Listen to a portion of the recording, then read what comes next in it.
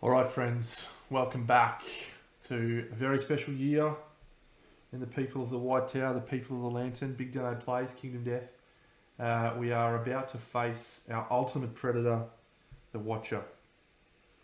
So, to give you a bit of context around this decision, there's value in bringing the Watcher fight forward, and there's also value in leaving the Watcher fight till as late as possible. So the advantage of going early is he's a more accessible toughness. So he goes to toughness 20, which is much more achievable for most settlements. The issue with doing that, from my perspective, is twofold. For those who haven't seen this before, I won't spoil what happens if we're successful, but there is some negative consequences if we're successful. And those negative consequences are in play for a longer period of time if you are successful in Lantern Year 20. So, whilst that's part of the decision, the second part of the decision is you get a lot more opportunity to prepare your settlement with things like innovations by leaving it until later in the Lantern timeline. So I'll usually try and go a little bit earlier, but I very rarely will go in Lantern Year 20. That's the decision making, and I won't spoil too much for now, but I'll talk to it afterwards if we're successful, of course, and what we're going to be doing afterwards. So I made a couple of small changes at the end of last Lantern year. I did buy a death mask, but I've retracted that to purchase instead the Lance of Longinus, and I'm going to be wielding that on Ishamael, who is wearing the full dragon armor set, and also has this Lance of Longinus as well as the Lance and Glaive. So both of them are spears, so we can hopefully cancel some traps if we need to. But yeah, there's the main rule of the Lance of Longinus that I wanted is this one, which is each showdown, the first time you wound, the monster gains a -1 toughness. So effectively, he's only toughness 24 if we can get a wound through. So the second person that I want to show off is Cadswain, our Twilight Knight. So she's wearing the leather armor set, and she is also wielding a monster tooth necklace in an attempt to try and get her strength up just a tiny bit more. So she's our weakest survivor in terms of her basic stats, but she does have the Twilight Sword. So it's a very, very strong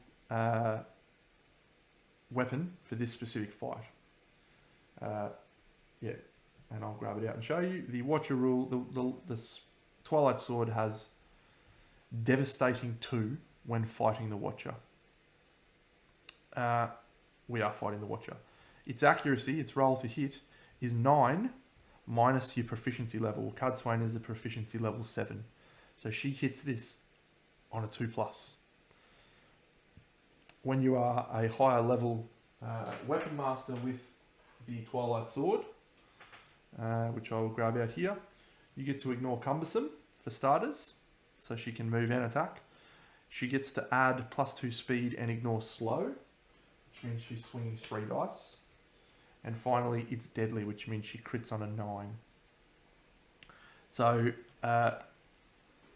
devastating 3, critting on a 9, hitting on a 2+, 3 swings. It's a very powerful weapon for this particular fight. The next survivor we're going to bring into the fight is Belal. He's bringing a pretty weird setup. He's bringing 4 founding stones, a shield and a badge, and then the wisdom potion Vespertine bow setup. So what we want from him is basically there's 4 critical hits if we need them, and he's going to bring that wisdom potion so we can see what's in the top. And our final fighter in this battle is Avienda. I don't want to put too fine a point on it. Avienda is a fucking beast. She is rolling around in the rolling armor, She doesn't even have a full set yet. She's only got the calcified shoulder pads, the rubber bone harness, the rainbow wing belt. Everything else that she's got comes from her Acanthus Doctor special rules, which tells you for every green affinity that you have, you will gain 1 armor and 1 strength token. The setup that we've got there is 7 green affinities, which is a lot. So what that means is she gains 7 strength to added to her base strength. What makes her even scarier is she has Armored Fist, which means that she gets to add the strength of her armor, which as you can see is 13, to her strength. So her basic strength of her Monster Claw is 2 for her innate strength, plus 7 for her extra strength, so that takes it to 20, plus 2 because of her innate strength, plus 1 from Monster Claw style. So she is strength 23. So she's pretty solid. She's our backup should the Twilight Sword fail. Now I'm just going to go over to the Showdown. This mission is crazy. It's awesome fun. Just going to go to the Showdown board. So the Watcher, big tentacle squid monster guy. I've talked about one of the other fights in this being so close to being an awesome fight, and that being the hand. Well, this one's so close to being an awesome fight as well, because what happens in this fight is you have retinues, your fellow survivors will join the fight, and it's pretty awesome. Unfortunately, it doesn't play out as well as you would like it to in some cases. So I've got a little retinue for us here. Here is our first retinue if we need it. That's some of the survivors banding together to fight the evil Showdown with the Watcher. And I'll have another one prepared if we need to use a second one, which we very well may do. So this fight is all about the people of the settlement banding together to show the Watcher that we are not afraid, just like the people of Zion from the Matrix, which is fun. But yeah, it very rarely plays out as nicely as you would hope it does, because it either goes one of two ways. The Twilight Sword wielder absolutely crucifies the Watcher, or the Watcher gets a roll on and it's very hard to stop. So we're gonna dive in now, and I'll stop talking about this fight because we're about to live it. So the very first thing is we also gain 3 survival on arrival from the first aid kit that Avienda's carrying. The second thing that we get is we gain 1 insanity from the shrine that we did. We also gain 1 insanity from Endless Babble from Cadswain. So at that point, we now check Quixotic. So we have a Quixotic here, which means you gain 1 survival. We're already at max, and a strength token here. Belal, not Quixotic. Ishamael is Quixotic. So it gets another strength token and a survival. And finally, Cadswain, Quixotic, strength, survival. So that's all of the pre stuff. All right, so here is the basic AI deck. It's full of 12 cards, so he just has 12 basic AI cards. Every time it's always the same. Here's his hit location deck. We'll give that a shuffle. All right, I've had a couple of false starts, forgot to press record, and so on and so forth, but we're ready to go now. Let's do this. So, our first survivor to act is going to be Avienda. She is going to summon a retinue, and they are going to appear on the board here. 1, 2, 3. Go team, people of the White Tower. She's then going to spend a survival to dash. She's going to go 1, 2, 3, 4, 5. And then she'll move forward to here. She's then going to swing using Fist and Tooth, of which she'll hit on a 6+. She's missed twice. She'll spend a survival to try again. She's hit twice. Great. So we have a super dense impervious location and we have the Void Nerve Mask. So, this one we cannot do a wound. We didn't critical, but we suffer 3 brain damage, which I've already applied because, as I said, I started recording and then realised I was halfway through the first turn. So that's all applied. So now the Void Nerve Mask, we need to roll a 2+ to wound and a 9 to crit. So that's a wound. So we don't suffer this failure reaction. And the monster takes a wound. Next up on the hit location deck is Tentacle Chains.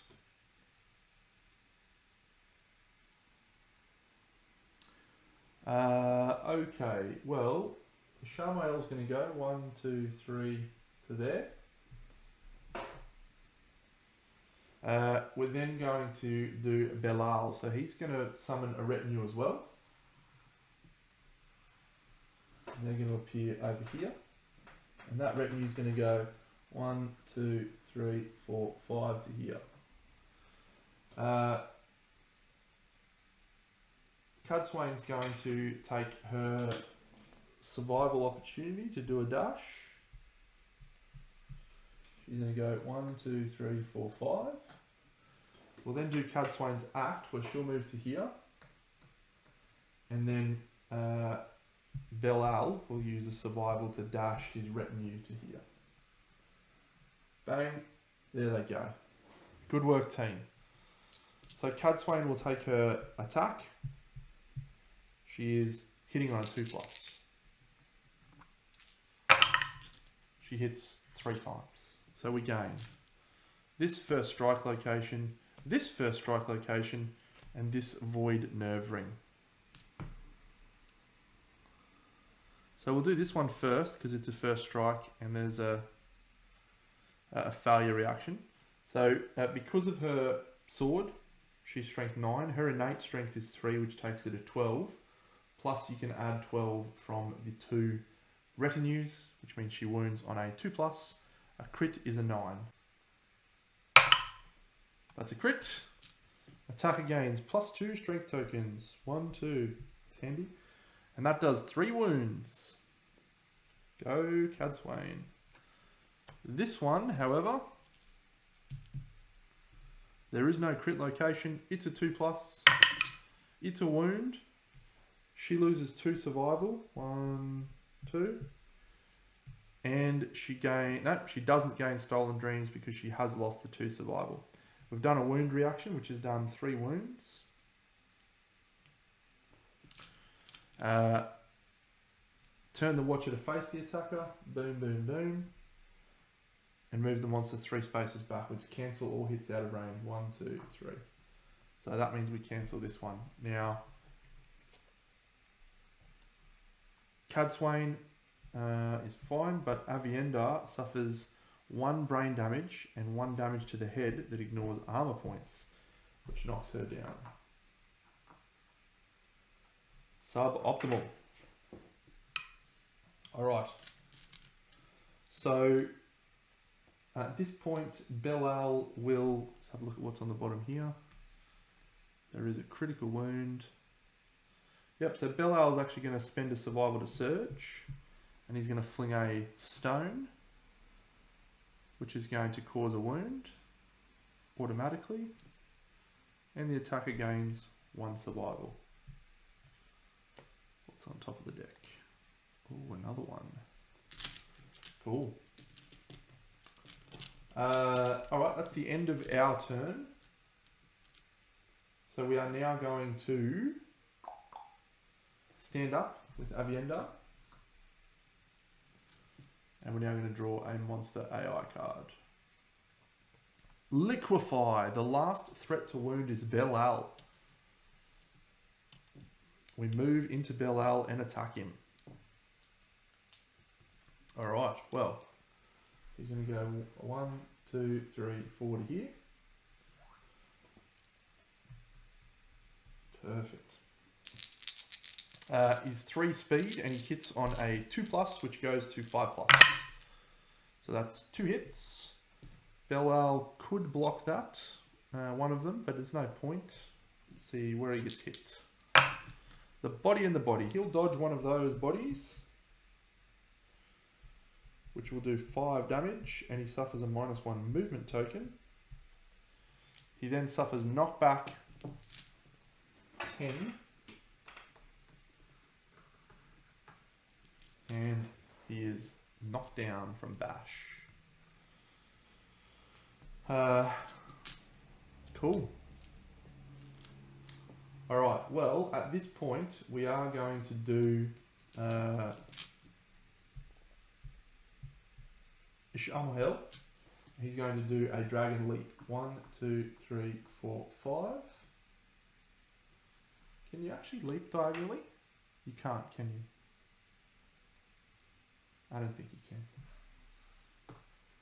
That would have been awesome if you could have. 1, 2, 3, 4. Here. Okay, well he's just going to go 1, 2, 3, 4, 5 to here. 1, 2, 3, 4, 5. So we'll spend a survival from Avienda to stand up Bel-Al. So Bel-Al is now standing up. Good work, buddy. So that's an encourage. Bel-Al is going to spend a survival to move his retinue of friends. 1, 2, 3, 4 to here.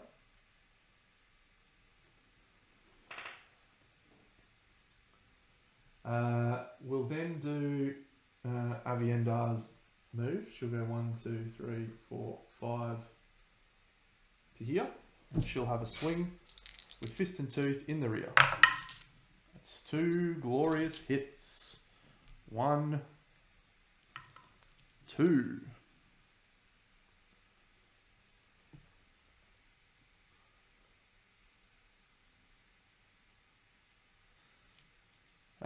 Great, we can do this Void Shroud first. So all survivors in the Void Nexus will suffer brain damage if she wounds, which she does.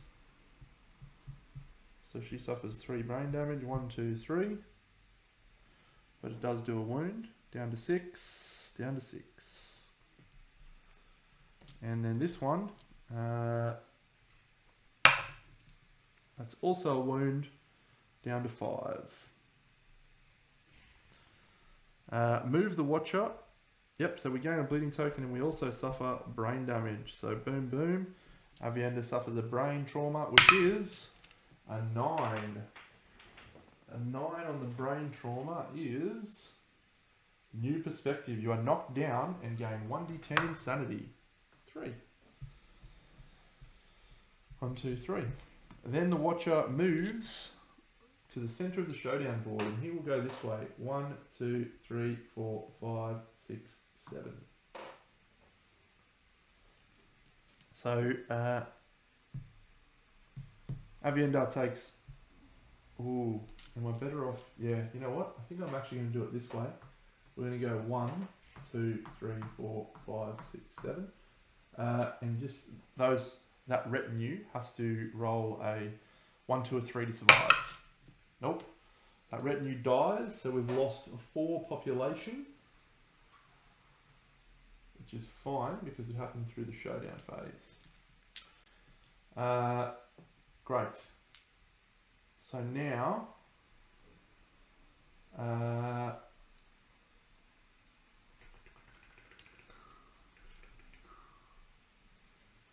yeah, we'll do Cad Swain. Let's see if she can get the job done here. What's on top of the hit location deck, actually? Alright, well, if that's the case, turn the Watcher to face the attacker, move the monster 3 spaces backwards, cancel hits out of range to first strike. Belal might... Do we want to fling a stone? No. Catswain will do her attack with the sword. 3 hits. We've got a first strike. We've got a void toxin and... Oh, out of robes. Alright, well let's see if we can wound on this one.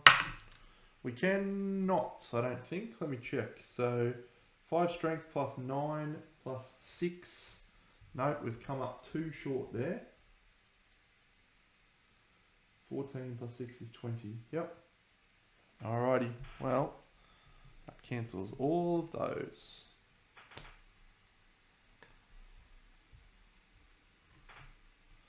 I think that's the end of the turn, friends. The Watcher can go. Void Warp. Survivor closest to a board edge. Well, that is definitely Belal. Alright, well Cadswain's gonna spend a survival to surge. Oh yeah, he went to here. 1, 2, 3. So she can't actually surge. Yep, move the Watcher to the center of the board. We'll go like this. Sure. Place the Survivor in front of him. The Survivor is doomed. At this flow opportunity here, we will surge with Cadswain. She'll swing the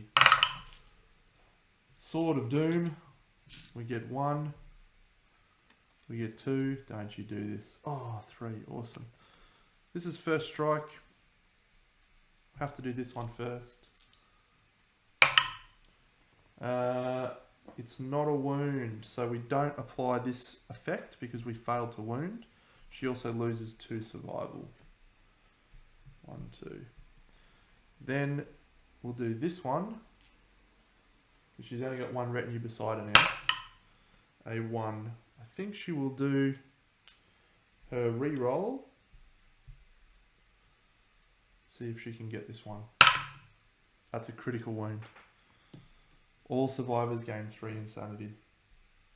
1, 2, 3. Worth it. Worth it. So this is a critical. That does 3 wounds. 1, 2, 3. He's down to 2 wounds. She now has this one right here.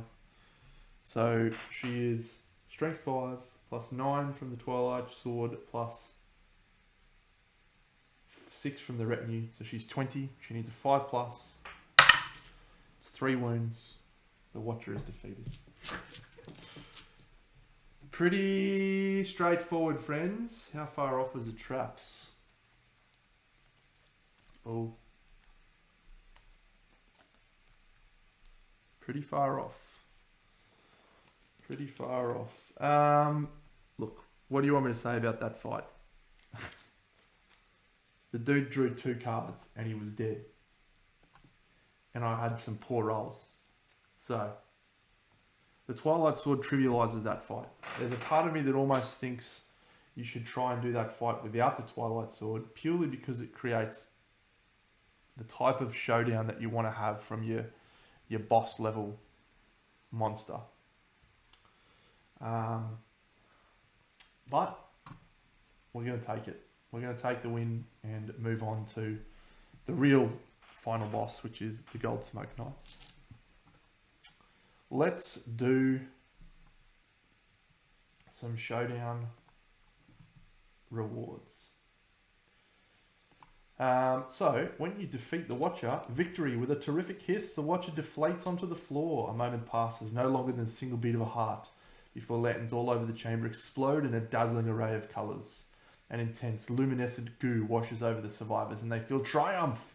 All living survivors gain +1 permanent strength.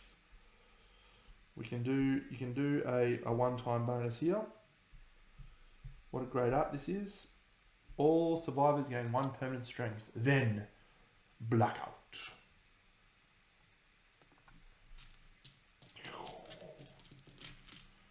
All at once and without warning, the collected sum of the settlement lanterns go black. The settlement is plunged into darkness.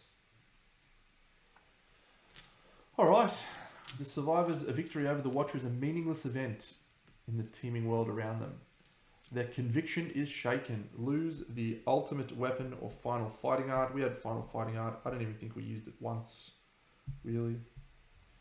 So, but we lose it now. Thanks for coming. The settlement discovers a way to cope and innovates destiny. So destiny is a survival limit +1, and it gives you a new survival action which is called Endure, which will continue to life in the darkness. Unfortunately, the lantern horde that kept us safe for such a long time is no longer present, and we have the exhausted lantern horde instead.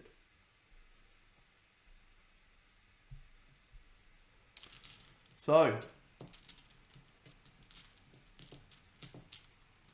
the settlement here's this. What do we do? Oh yeah, we can no longer innovate. So that's one of the main gaps in defeating the Watcher early, is it prevents you from innovating. So if you haven't got all the stuff you need, it can be hard. So that's fine. We've got the final lantern. The settlement quickly discovers they can use the final lantern to repair broken ones. Gain 3 survivors' lanterns. 1, 2, 3. And finally, the final knowledge. We commence lantern research.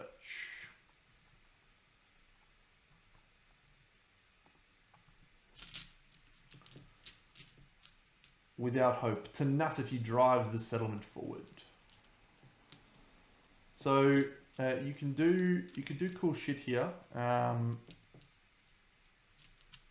You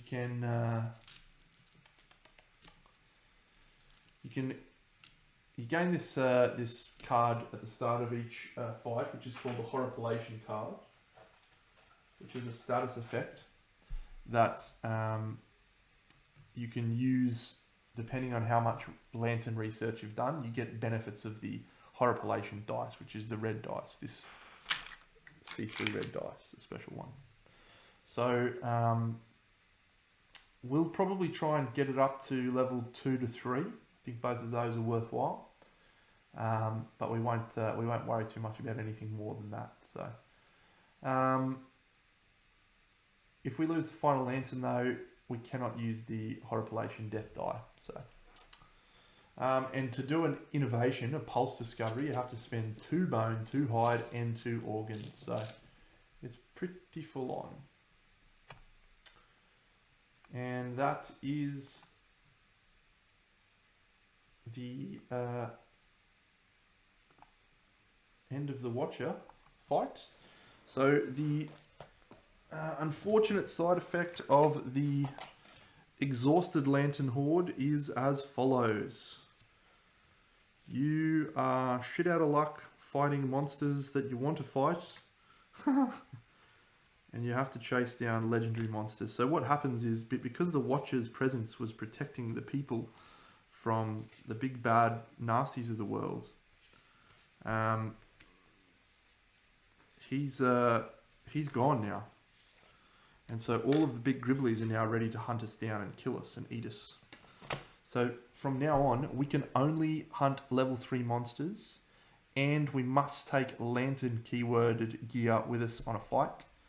And if we have the final lantern, we absolutely have to depart with it. So we can do oxidation now, which is cool. The oxidation allows us to hunt or use resources to upgrade our equipment, in particular things like the lantern glaive and the beacon shield can be upgraded, and there's a few others as well. But let's have a look at this exhausted lantern horde. Here it is here. So yeah, we can get some oxidized equipment, which is cool. But yeah, oxidation is one. To do oxidation though, we need a few bits and pieces. So let's return to the settlement here, and we've lost 4 survivors. So everyone gains a hunt XP.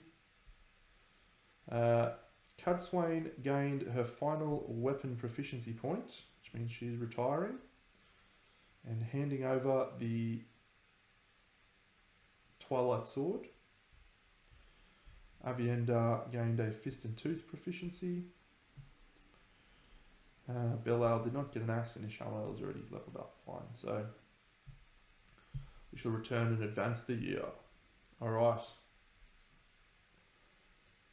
Well, we have a tricky challenge up against us. We are now going to have our settlement event for this year.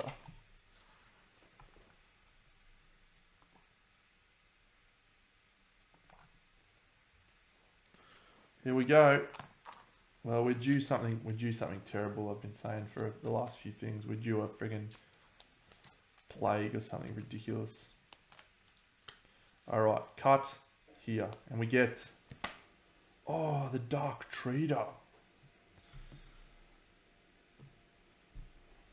We're probably not going to go hunting anything from the Dark Trader.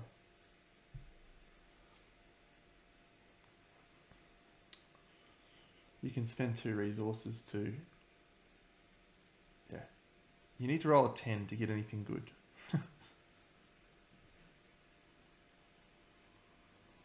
I shan't be doing it. I shan't be going to visit the Dark Trader. Another turn without a bad one. Ooh. Ooh-wee. Alright. Well...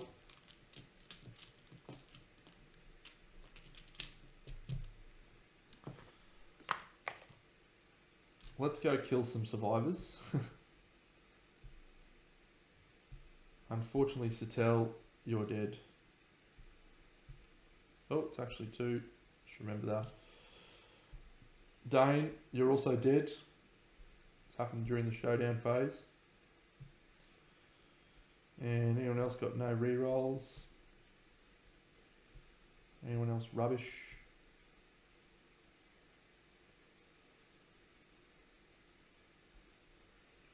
What have you got? Apathetic.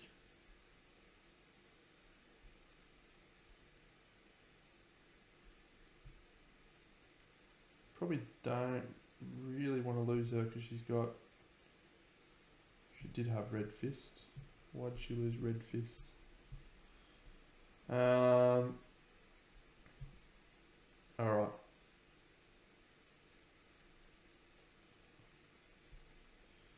We'll lose Sylviania, no. We'll lose Rodell, Iterold.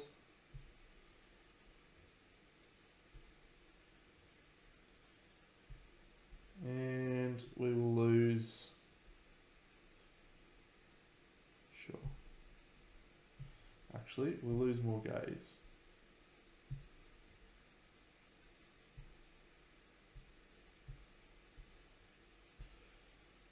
"16 endeavours, friends. 16 lazy endeavours, if you don't mind. So we've got plenty of population here, friends. We can easily do what we want to do. So I'm going to have a think about things, but we're definitely going to try and remove some disorders using the bloodletting.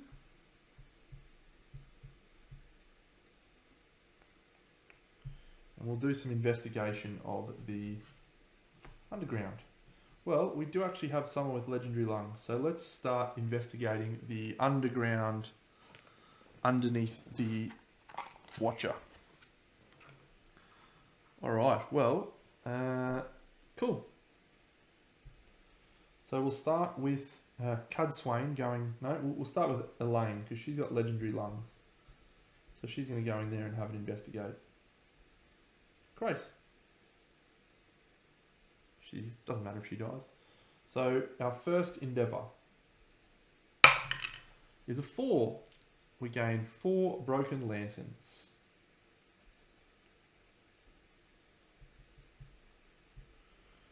She'll go again. A 6. We gain 6 broken lanterns. She'll go again. A 7. Add 2 cocoon membrane strange resources to the settlement storage. Just check the cocoon membrane doesn't have anything special that I need to remember. It's a cocoon membrane, so no, there is nothing. We're getting 2 of them.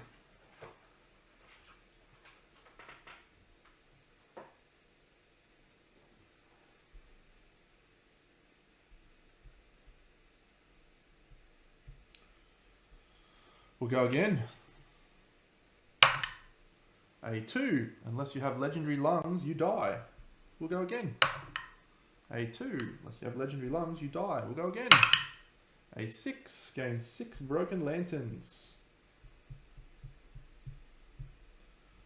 We'll go again. Oh.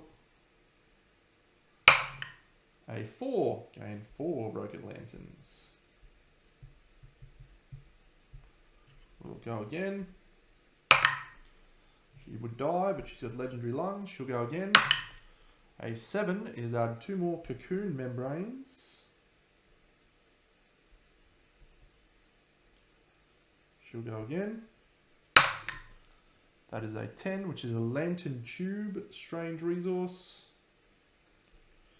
And when you get a lantern tube, you also get to see if there's a broken lantern inside it. And there is. Huzzah. Alright, that is all I think I need from under the lantern hoard. So we'll do a scrap smelting with Cadswain.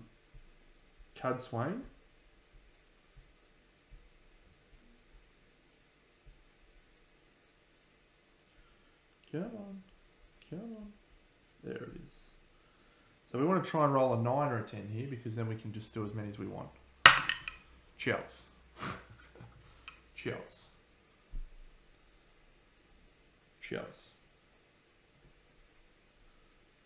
22 divided by 3 is 7 iron.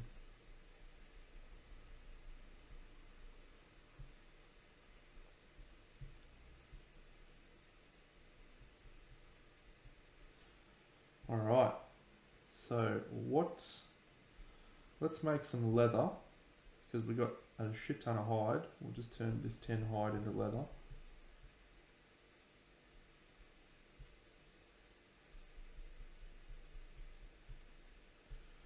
And let's see what we can build. So we definitely want to build the death mask. And I think we will build an antelope mask. Let's have a look. So mask maker, antelope mask. Okay. What about the death mask? The death mask. So we don't want to use that cell. We can use the caustic dung. Actually, we don't use the caustic dung. We use the cocoon membrane. Just going to check here, friends. I think we want to change that. Oh, no. That should be all okay. I'm just going to check what we need to... let's check it on here. What do we need to oxidate our lantern glaive?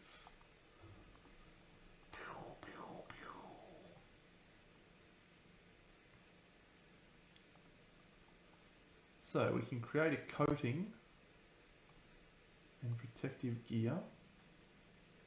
And for an oxidized lantern glaive, we need 1 iron and 4 bone. Okay, so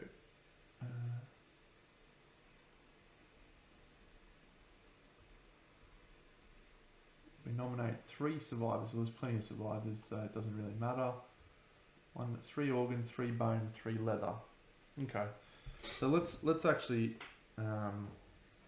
oxidate instead of doing anything crazy. So 3 bone will go to the screaming antelope. Shank bone, spiral horn. The 3 leather we just made then 1, 2, 3. The 3 organs, we'll do the black lichen and the cocoon membrane. And for the organs, we will use, don't want to use those elytria. Let's go with my good friend, the screaming antelope. 1 organ.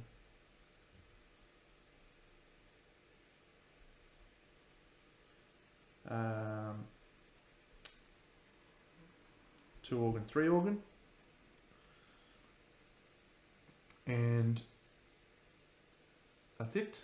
So we've created the oxidized lantern glaive, which requires 4 bone and 1 iron. So there's the iron, the bone.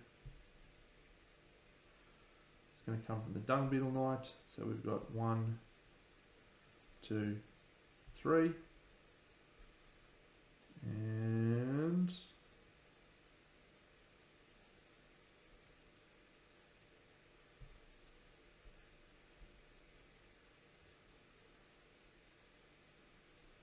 I think we use that black lichen for.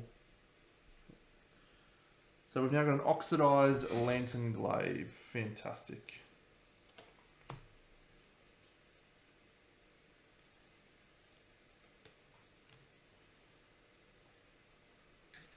All right. Well, we've got plenty of gear that we can craft. The thing holding us back right now is resources, and so I think it's time we go hunting for some resources. And you know, unfortunately, the best spot to get resources is punch on with a little bad boy screaming antelope. So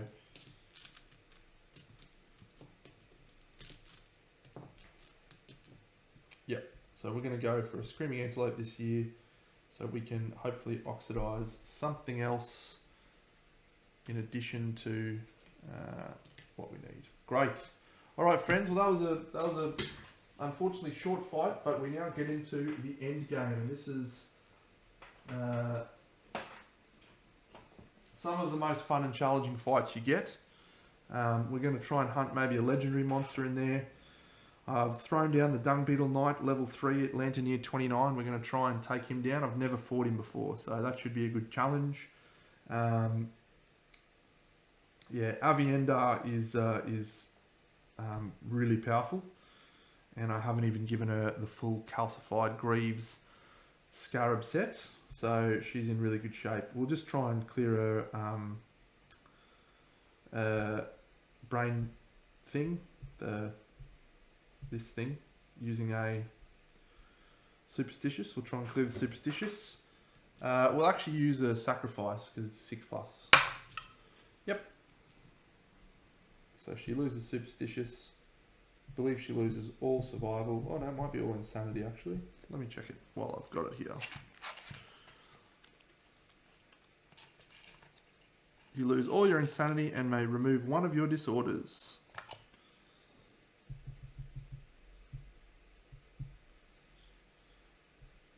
Cool. Well, she's about to go absolutely rank on someone. It's going to be great. It's going to be great. She's going to get the full set. The full set of the calcified Greaves and what have you. It's going to be magnificent. We've still got an endeavour. Someone died from that, so we've still technically got 2 endeavours because we sacrificed someone. Who was it that sacrificed? We won't kill Leanne. We want her to run in there and get stuff for us, so we don't need you, mate. We don't need you. Oh, no, we want you to be dead. Dead.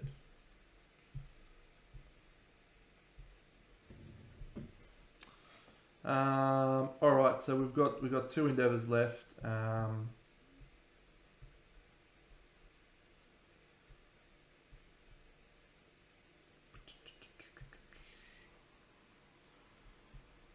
Yeah, we'll do a forbidden dance. We'll do 2 forbidden dances on people who haven't got it yet. So, sure, what do we got here? Demandred can have a forbidden dance. A 2, -1 permanent movement. We'll use a reroll. We'll use a reroll. 7, gain a permanent evasion.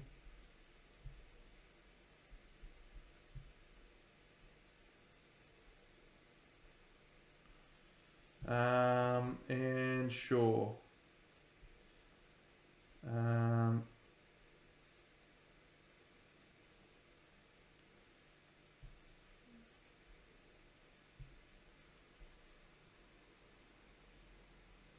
Agonor. Use Forbidden Dance. Gain a permanent evasion. Great work, team. Great work.